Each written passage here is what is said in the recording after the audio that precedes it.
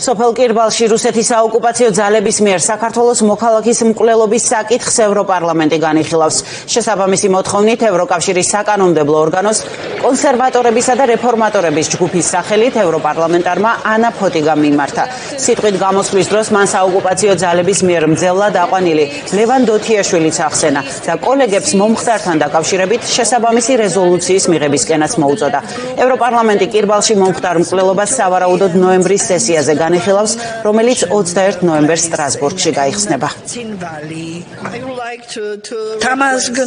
6 ნოემბერს საქართველოს ორი მოქალაქე თამაზ გინტური და ლევან დოთიაშვილი იმყოფებოდნენ ლომისის ეკლესიაში, რომელიც ცხინვალის საოკუპაციო ხაზთან ახლოს მდებარეობს. მათ ასევე სურდათ ეკლესიის სიახლოვეს მდებარე სასაფლაოს მონახულება. ამ დროს რუსეთის საოკუპაციო ძალებმა ერთ-ერთი მათგანი თამაზ გინტური საქართველოს ტერიტორიაზე მოკლეს, ხოლო მეორე ადამიანი მძევლად აიყვანეს და საოკუპაციო ძალების საპატიმრო დაწესებულებაში ცხინვალში გადაიყვანეს. მივმართავ ევროპარლამენტს გამართოს დებატები მომხდართან დაკავშირებით და მიიღოს შესაბამისი რეზოლუცია.